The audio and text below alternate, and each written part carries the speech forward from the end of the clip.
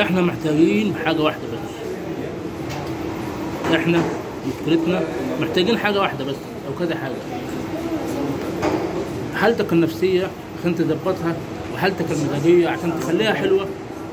اسمع مني انا كعزوز منجي، دارس في علم النفس والكلام ده كله. لازم ان احنا نتجنب، نبتعد عن الهموم، نبتعد عن القرف والاحزان وضغوطات الحياه. لازم ان احنا نحسن من الحاله النفسيه. رقم واحد، حسن من الحاله النفسيه بتاعتك والحاله المزاجيه.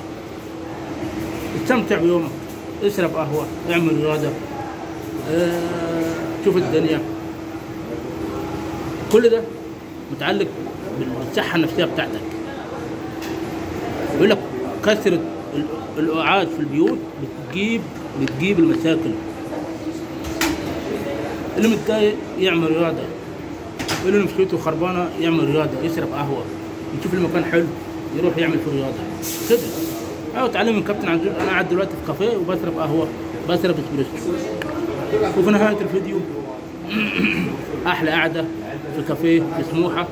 اشتركوا في القناة واعملوا لايكات مع تعليقات الحلوة مع